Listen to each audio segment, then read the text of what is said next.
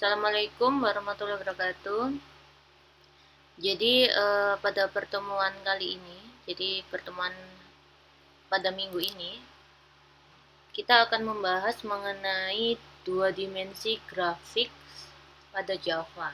Nah, nantinya ketika kalian sudah menguasai bagaimana cara mengaplikasikan grafik dua dimensi, selanjutnya adalah menerapkan eh, OOP atau Object Oriented Programming itu ke dalam eh, grafik dua dimensi ini.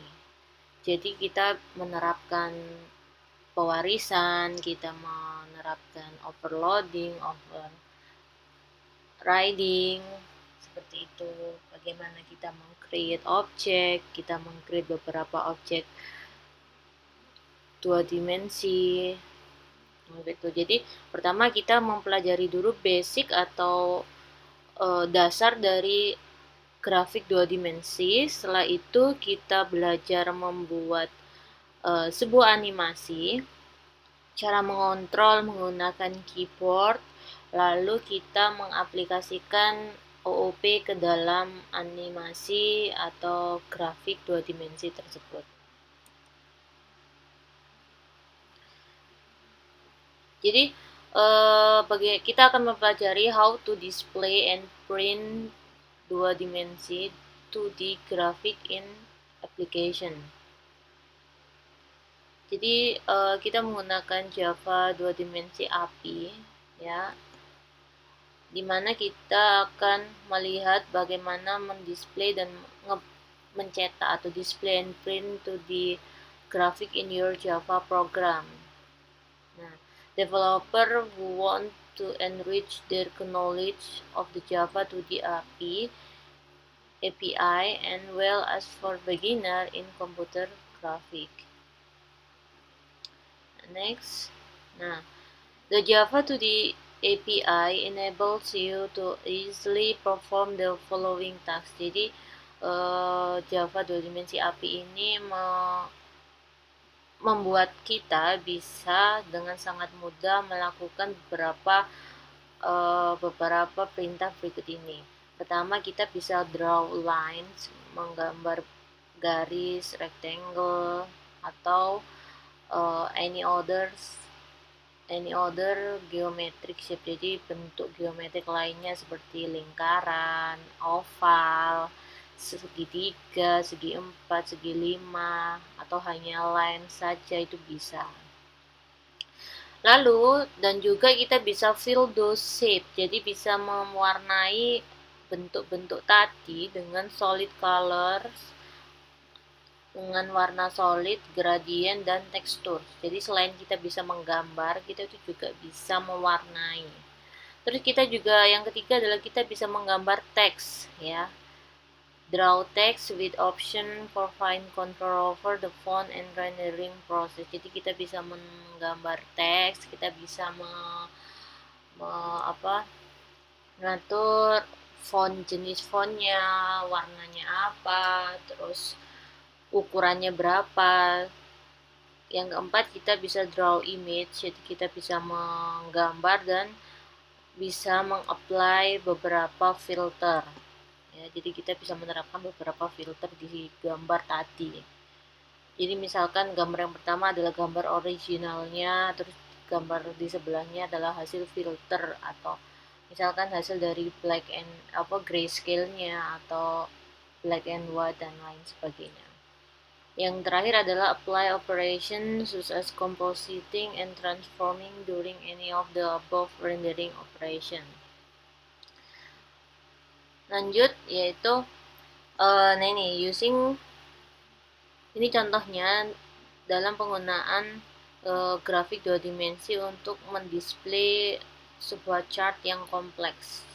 Jadi ada grafik, ada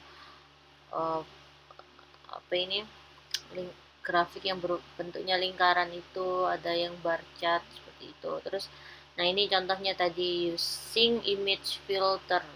Jadi kita bisa melakukan filter kepada sebuah image. Ini image originalnya, kita bisa lakukan operasi blur atau operasi sharpen seperti itu. Nah, ini overview dari Java to the API concept. Jadi ini tuh provide two-dimensional graphic, text, and imaging capability ya, dengan menggunakan extension AWT atau Abstract Windowing Toolkit. Jadi nanti kita ketika mulai memprogram, kita harus mengimport Java AWT.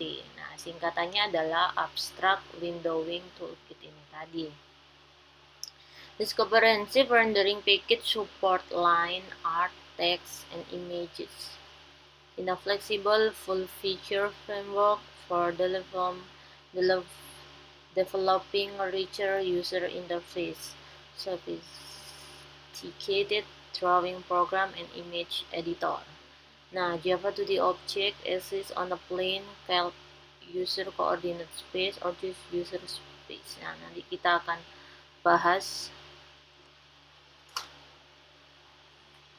di slide selanjutnya. Nah, terus di sini sebentar ya. Oke. Nah, ini adalah contoh link yang very useful untuk belajar mengenai Java 2 dimensi. Ada graphic class atau graphic 2D class. Nah, ini silakan dipelajari lebih lanjut. Terus ini tadi sudah. Nah, koordinat sendiri dibagi menjadi dua, yaitu user space sama device space. Nah, user space ini adalah the space in which graphic primitive are specified. Kalau device, the coordinate system of an output device such as screen, window, or a printer. Nah, user ini ya perbedaannya. Ini kalau device space. Nah, ini Java AWT tadi ya.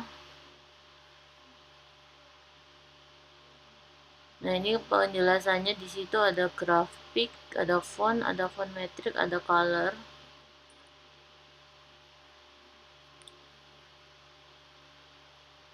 The graphic class provide method for drawing 3 tipe of graphical object. Yang pertama adalah text string via drawString method, jadi menggunakan metode drawString. Ya, terus ada vector graphic primitive and shape via method draw, misalkan draw line, draw rectangle, draw oval, draw arc, draw polyline, atau draw round rect. Terus untuk mewarnai bisa pakai fill line dan lain sebagainya. Terus bisa yang terakhir adalah bitmap image, yaitu via the draw image method. Nah, ini ilustrasi ketika kita menggambar drawing method. Seperti ini kalau kita drawing line ya.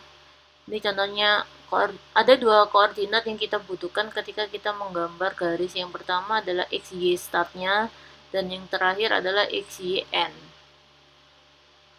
Terus untuk mendraw rectangle ya atau persegi 4, kita butuh koordinat awalnya, yaitu kalau di sini top left dan top left X dan top left Y. Nah, ada 4 parameter yang dibutuhkan. Yang pertama adalah ini tadi, top X, top Y. Nah, selanjutnya adalah width-nya berapa dan height-nya itu berapa.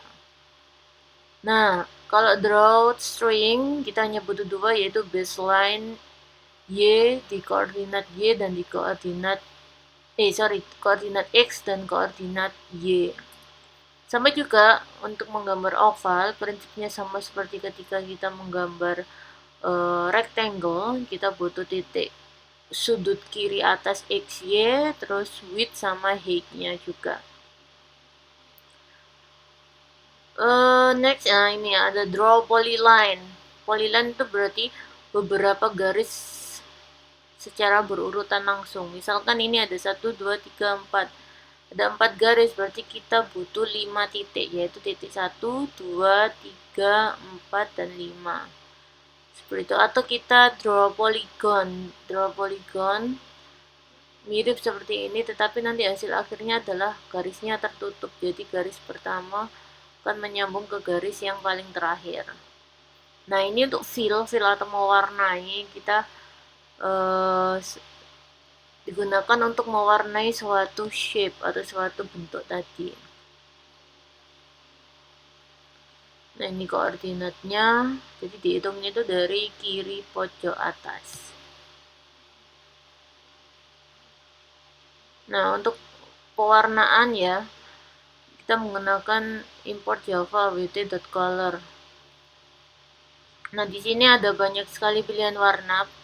Pertama ada color.red, green, blue, magenta, cyan, yellow, black, white, gray, dark gray, light gray, orange. Nah, ini contohnya ketika nyoba ya. Jadi ketika kita nyoba gambar sebuah rectangle, lalu kita beri warna sesuai ini tadi, red, green, blue. Nah, maka hasilnya seperti ini.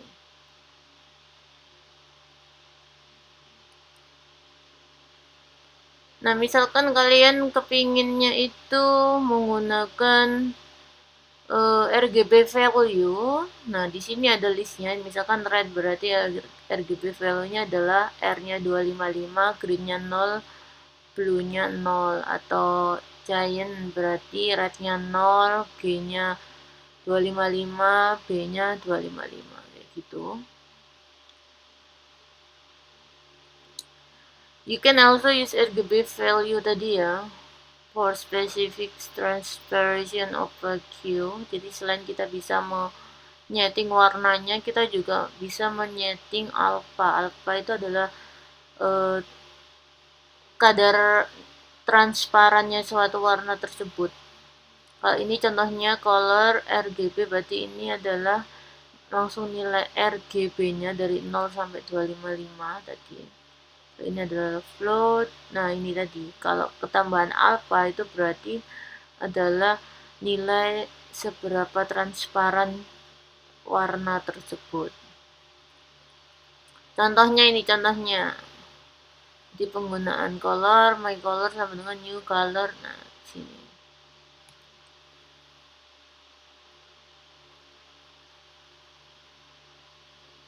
Jadi misalkan kita punya label ya, label.set background color.light gray. Jadi misalkan kita langsung pakai aja warna yang sudah disediakan oleh Java AWT, maka kita tinggal panggil aja misalkan color.light gray atau color.red. Tapi jika kita ingin meng-create warna sendiri berdasarkan nilai RGB custom kita, jadi kita bisa pakai kayak gini. Meng-create objek baru, my color, new sama dengan new color. Nah, RGB-nya berapa, atau kalau mau ngeset alfanya ditambahin lagi koma nilai alfanya berapa. Nah, jadi kita bisa membuat warna baru selain dari warna-warna bawaan dari Java ini tadi.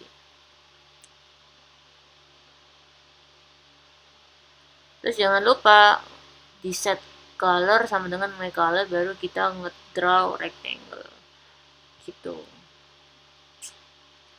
Nah, ini kita langsung aja, mungkin kalau contoh-contoh program untuk membuat line, rectangle, dan lain sebagainya sangat banyak di Google ya. Jadi kita lanjut ke program yang lebih advance, yaitu moving an object with key or button action. Jadi di sini kita punya objeknya adalah berupa garis.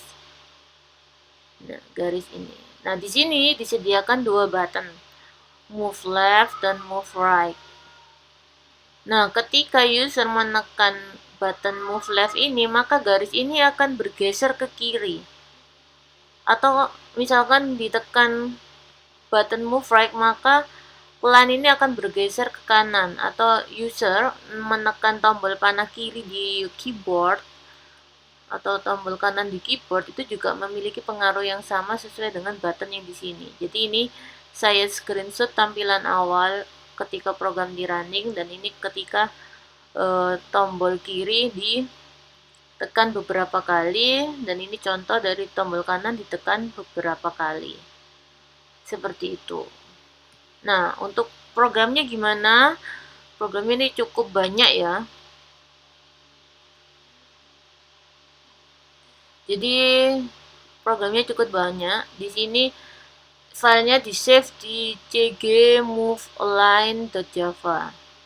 Jadi programnya cukup banyak di sini ya, public class, cgmovealign, extend gframe. Nah, di sini dia selain itu dia ngimport Java awt, awt event sama string.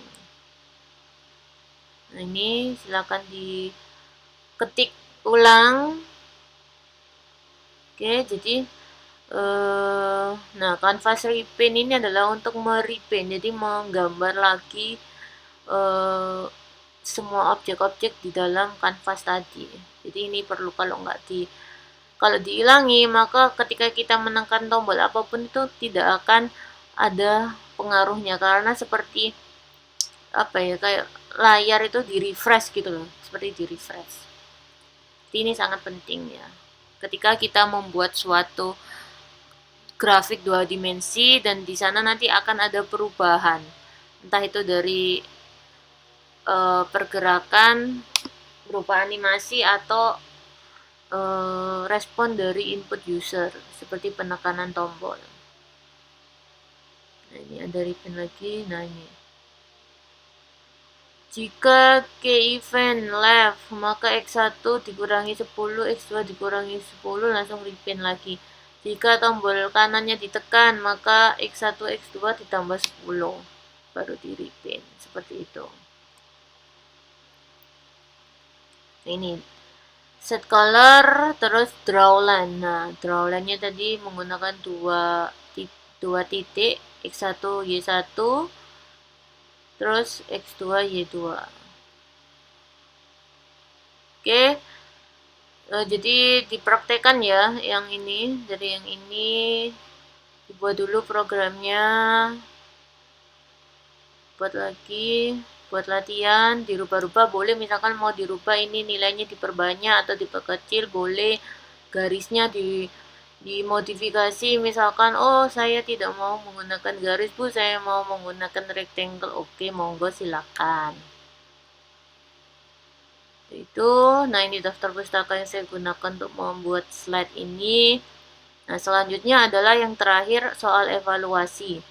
Nah, di sini silakan kalian memodifikasi contoh program tadi, dan kalian membuat objeknya adalah berupa bola berwarna merah dengan background biru muda. Nah, di sini di sebelah kanannya terdapat 4 button. Kalau yang tadi kan hanya 2. Nah, di sini ada 4, yaitu button up, left, right, sama down, yaitu ke atas, ke kiri, ke kanan, dan ke bawah. Nah, selain itu, di keyboard, program ini juga bisa membaca penekanan tombol panah di keyboard juga. Jadi, panah atas, panah kiri, panah kanan, dan panah bawah. Nah, ketika terjadi penekanan pada tombol ini, maka akan mempengaruhi posisi dari bola. Misalkan saya tekan up atau panah ke atas, maka bola akan bergeser ke atas. Untuk seberapa banyak bergesernya silakan kalian tentukan sendiri. Yang penting ketika ditekan ke atas atau ketika ditekan panah atas, bola akan bergeser ke atas. Ketika ditekan tombol left, bola akan bergeser ke kiri. Ketika tombol right, maka bola akan bergeser ke kanan. Ketika tombolnya down, maka akan bergeser ke bawah. Begitu juga untuk tombol panah di keyboard dan juga tombol WASD. Mungkin yang gamer atau apa kan kita biasanya main gamenya buat maju kan pakai W, ke kiri A, ke kanan D, mundur kan S. Nah, itu.